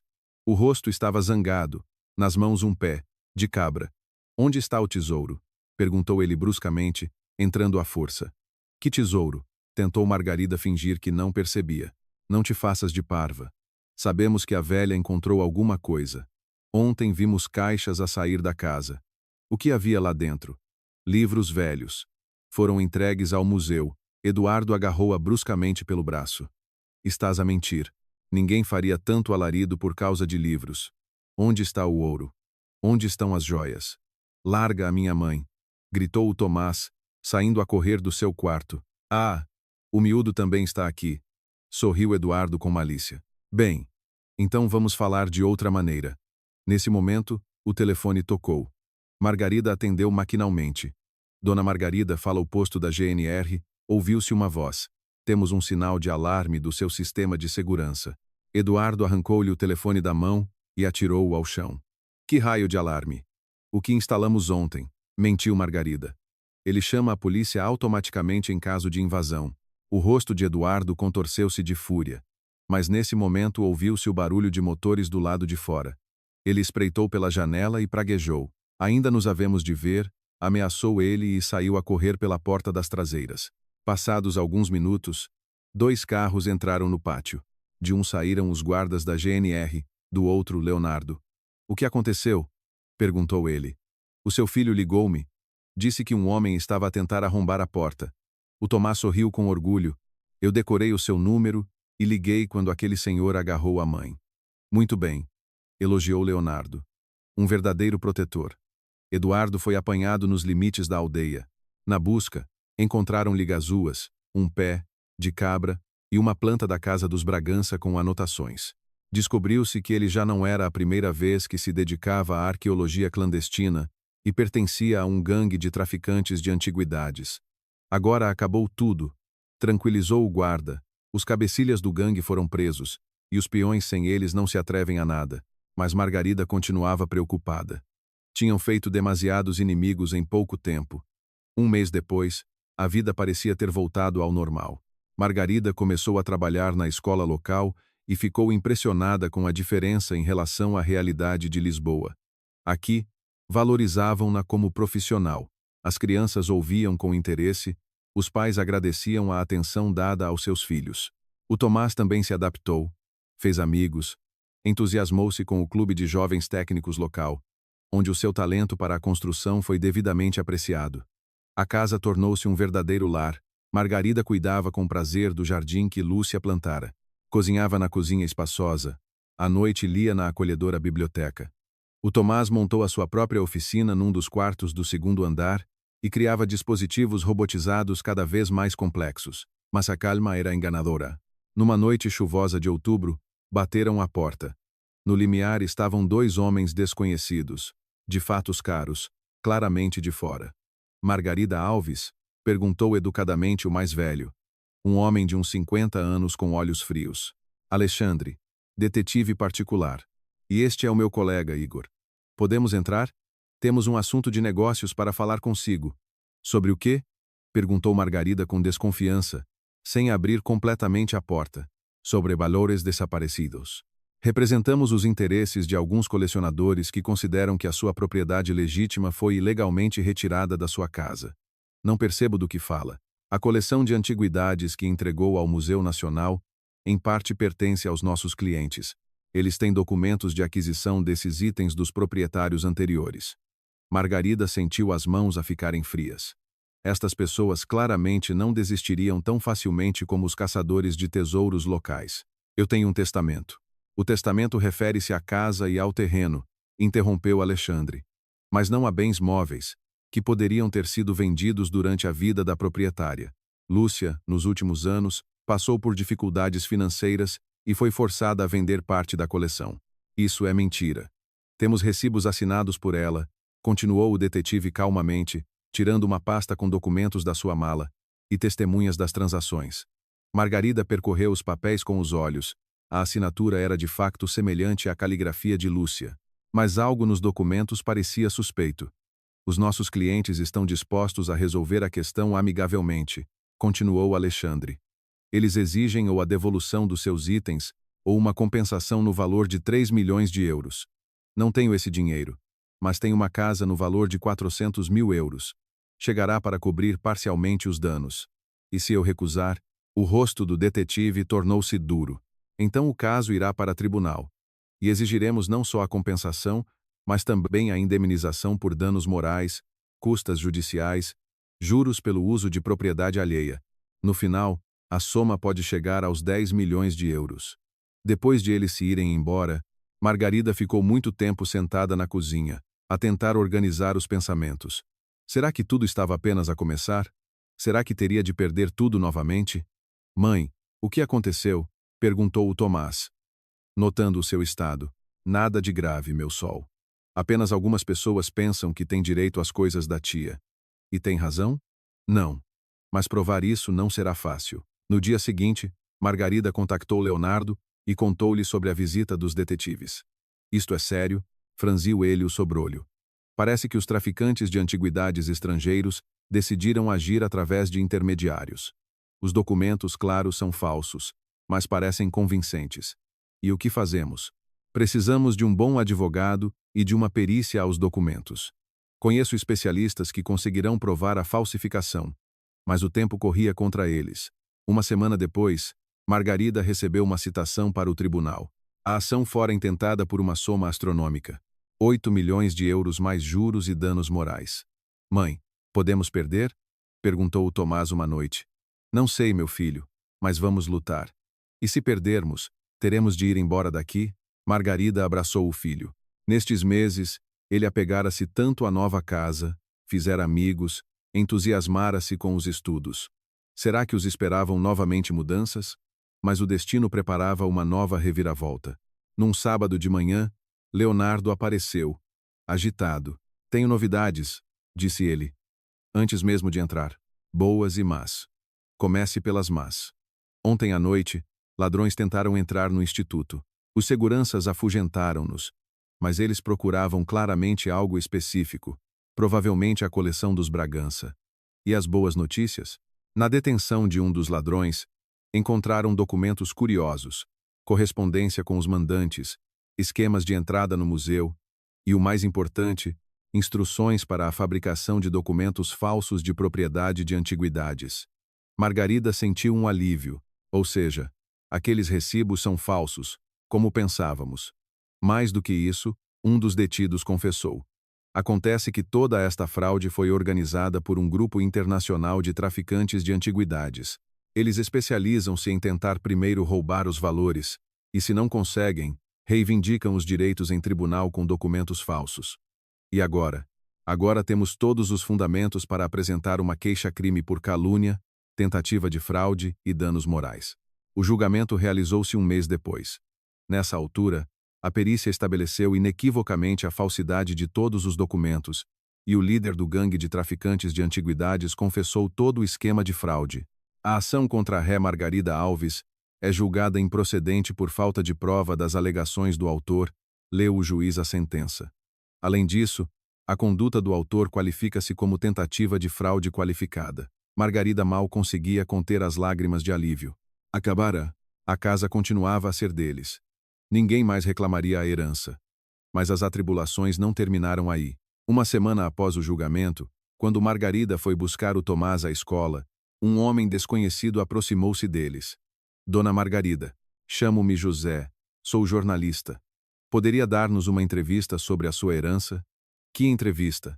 A história é muito interessante. Uma herança misteriosa, tesouros antigos, criminosos. Os nossos leitores ficariam encantados. Não, obrigada, não quero publicidade. Mas tornou-se uma verdadeira heroína. Salvou monumentos históricos de valor incalculável, desmascarou um gangue internacional de burlões. Apenas cumpri o pedido de uma parente, nenhum heroísmo. Pelo menos uma pequena reportagem, eu poderia pagar. Não. O jornalista foi-se embora. Mas alguns dias depois a história apareceu nos jornais de qualquer maneira. Aparentemente, a informação fora divulgada por alguém do museu ou da polícia. A Manchete dizia: professora de Lisboa, salva tesouros inestimáveis da história portuguesa. E então começou o que Margarida mais temia. A invasão de curiosos. Jornalistas, blogueiros, simples turistas curiosos começaram a afluir à casa. Todos queriam ver a casa do tesouro e falar com a heroína. Mãe, não podemos pôr uma cerca mais alta? Perguntou o Tomás. olhando pela janela para a multidão de curiosos com máquinas fotográficas. Podemos, mas isso não resolverá o problema. E o problema era de facto sério. A vida tranquila na aldeia pacata acabara. Todos os dias tinha de se livrar de repórteres, recusar entrevistas, expulsar visitantes indesejados do pátio. O pior era que entre os turistas poderiam estar novos caçadores de tesouros. Afinal, nem todos acreditavam que o tesouro já fora encontrado e levado. Talvez devêssemos mesmo vender a casa e ir embora? Perguntou Margarida a Leonardo. Qual é a pressa? Tranquilizou ele. O alarido vai diminuir gradualmente. A memória das pessoas é curta, daqui a um par de meses esquecem-se de si. Mas ninguém se ia esquecer. Pelo contrário, Margarida começou a receber cartas de várias organizações com propostas de colaboração, filmagens de documentários, a escrita de um livro sobre a sua experiência. E depois aconteceu algo completamente inesperado. Num dia gelado de dezembro, um carro familiar parou junto ao portão. Dele saiu seu ex-marido, Ricardo. Não parecia bem. O rosto emagrecido, o fato amarrotado, os olhos ansiosos. Ao seu lado, estava uma mulher desconhecida. Não a elegante Verônica, mas uma figura cinzenta e assustada. Margarida, precisamos de falar, disse Ricardo, aproximando-se do alpendre. O assunto é muito sério. Falar sobre o quê? Respondeu Margarida friamente. Não tenho nada para falar contigo. Trata-se do Tomás, insistiu o ex-marido, da segurança dele. E então Margarida percebeu. O pior ainda estava para vir. O que aconteceu? Perguntou Margarida, deixando o ex-marido entrar em casa. Afinal de contas, tratava-se da segurança do filho deles. Ricardo entrou na sala, olhando nervosamente à sua volta. A mulher que viera com ele encolhia-se contra a parede e estava claramente assustada. Margarida, sei que me odeias, e eu mereço, começou ele, sentando-se na beira do sofá. Mas agora não se trata disso. O Tomás está em perigo. Em que perigo? Margarida sentiu o coração acelerar. Lembras-te da Verônica? A minha ex-mulher? A tal empresária? Acontece que ela não é apenas uma empresária. Ela está ligada àquele mesmo gangue de traficantes de antiguidades que tu desmascaraste. E agora eles querem vingança. Margarida Margarida deixou-se cair na poltrona. Continua. Quando a tua história saiu nos jornais, a Verônica começou a comportar-se de forma estranha, nervosa, a fazer telefonemas, a encontrar-se com pessoas. E depois, por acaso, ouvi uma conversa dela ao telefone. Ela dizia que a professora estragou tudo e que era preciso dar-lhe uma lição através do filho. Meu Deus, sussurrou Margarida. Tentei falar com ela, mas ela não me explicou nada. Disse apenas que se eu contasse a alguém, ia arrepender-me. E no dia seguinte, apareceram uns homens num jipe preto à nossa porta. A Verônica esteve reunida com eles mais de 1 hora. E esta mulher? Quem é? Margarida acenou para a companheira de Ricardo. É a Lúcia. Trabalhava como gerente para a Verônica, respondeu Ricardo. Conta-lhe. Lúcia lambeu nervosamente os lábios. Eu ouvi por acaso a dona Verônica a planear o rapto do seu filho. Queriam levá-lo para longe e exigir um resgate. Não em dinheiro, mas em alguns documentos. Que documentos? Não sei ao certo. Algo relacionado com arqueologia. Diziam que você tem cópias de papéis importantes que os podem comprometer. Margarida lembrou-se. De facto, Leonardo dera-lhe cópias de todos os documentos da sala secreta, caso algo acontecesse aos originais no museu. Quando é que isso devia acontecer? Amanhã, sussurrou Lúcia. Quando o rapaz estiver a ir da escola para casa, eles estudaram o percurso dele. Temos de chamar a polícia imediatamente. Já chamei, disse Ricardo. Mas eles exigem provas, e nós só temos a nossa palavra. Nesse momento, o Tomás entrou em casa, vindo da rua, alegre e corado do frio. Mãe, quem são estes? Perguntou ele, ao ver os estranhos. Tomás, vem cá. Chamou Margarida e abraçou o filho com força. É o pai que veio. O rapaz olhou surpreendido para o pai.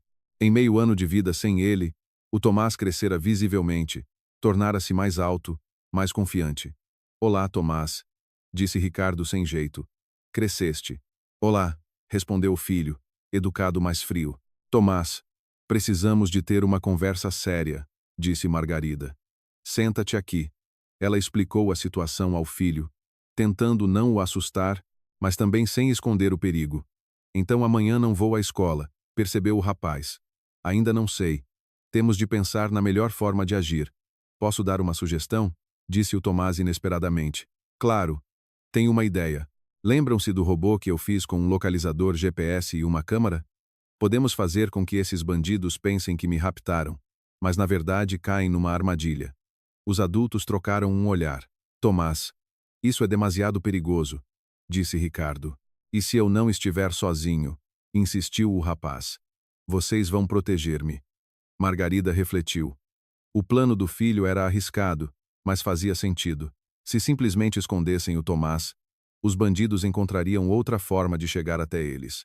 Assim, poderiam tentar apanhá-los em flagrante. À noite, Leonardo foi ter com eles. Ao ouvir a história do rapto planeado, contactou imediatamente os seus conhecidos na polícia. Eles concordam com a operação. Informou ele uma hora depois, mas com a condição de que a criança esteja sob vigilância constante. Como é que isso vai funcionar? O Tomás vai para a escola como de costume, mas agentes à paisana estarão a vigiar discretamente. Assim que os raptores tentarem agarrá-los serão presos. E se algo correr mal, há sempre um risco. Mas as alternativas são piores. Estas pessoas não vão parar. Na manhã seguinte, Margarida acompanhou o filho à escola com o coração nas mãos. O Tomás estava calmo e até excitado com a aventura que se avizinhava. Na mochila, levava o seu robô caseiro com câmera e localizador GPS, caso algo corresse mal. Mãe, não te preocupes, disse ele ao despedir-se. Vai correr tudo bem. Margarida, Ricardo e Leonardo instalaram-se num carro perto da escola e seguiram a situação por rádio. O alvo saiu da escola. Transmitiu um agente. Segue o percurso habitual. Carro suspeito avistado. Ouviu-se 1 minuto depois. Jipe preto sem matrícula. Prontidão número 1. Margarida cerrou os punhos. Naquele momento, decidia-se o destino do seu filho. Contacto, gritou uma voz no rádio. 2 desconhecidos aproximaram-se da criança. Margarida quis sair a correr do carro, mas Leonardo segurou-a. Espere, deixe os profissionais fazer o seu trabalho. A criança resiste, transmitia ao agente. Estão a tentar meter, lá no carro, todas as equipas, proceder à detenção. Os minutos seguintes arrastaram-se como horas. Pelo rádio, ouviam-se ordens entrecortadas, o bater de portas de carros, gritos. Detidos 2 suspeitos, ouviu-se finalmente a mensagem tão esperada. A criança está em segurança. Margarida correu para o local da operação. O Tomás estava ao lado dos polícias, são e salvo, apenas um pouco despenteado. Mãe, alegrou-se ele ao vê-la. Resultou. Eu liguei o robô quando eles se aproximaram de mim. E agora temos uma gravação da conversa deles. De facto, o pequeno dispositivo na mochila do rapaz gravara toda a conversa dos raptores, incluindo menções aos mandantes e aos planos. Muito bem, meu filho, disse Margarida, abraçando o Tomás com força. És um verdadeiro herói. Como o pai nos filmes de detetives, sorriu o rapaz com orgulho. Uma semana depois, chegaram notícias. A Verônica e todo o seu gangue foram presos. As gravações do robô do Tomás tornaram-se provas cruciais no caso. Bem, é tudo, disse Leonardo, sentado com eles na varanda a beber chá. Agora, de certeza que ninguém mais vos vai incomodar. Espero que sim, sorriu Margarida. Mãe, posso ser oficialmente detetive agora? Perguntou o Tomás. Já tenho experiência. Primeiro acaba a escola. Detetive, riu-se a mãe. E continua a fazer os teus robôs. Vês como foram úteis. Ricardo partiu para Lisboa no dia seguinte. Antes de ir, falou longamente com o filho. Pai, não vais voltar a falar mal da minha mãe? Perguntou o Tomás. Não, meu filho. Agora percebo que mãe maravilhosa tens e que filho inteligente. E vais vir visitar-nos. Se a tua mãe deixar. Margarida acenou. Já não sentia raiva do ex-marido. Ele mudara, amadurecera, finalmente compreendera o que era realmente importante na vida. Na primavera, Leonardo pediu Margarida em casamento. Casaram-se em maio, quando as macieiras do jardim estavam em flor, e tudo à volta estava coberto de pétalas brancas. Agora tenho um pai a sério, disse o Tomás, levando as alianças numa almofadinha com ar importante. E eu tenho um filho inventor, respondeu Leonardo. O casamento foi filmado pelo próprio Tomás com o seu novo drone, um presente do padrasto para o dia especial. Agora sim, está tudo bem, disse Margarida, olhando para as imagens da festa feliz. E ela tinha razão. A herança inesperada não só mudara as suas vidas, como também os levara à verdadeira felicidade. A casa dos Bragança estava novamente cheia de risos, amor e alegria. E no museu surgiu uma exposição permanente, os tesouros da família Bragança, onde, em lugar de destaque, estava uma placa. Coleção preservada e doada ao Estado pela família de Margarida Alves e do seu filho, Tomás.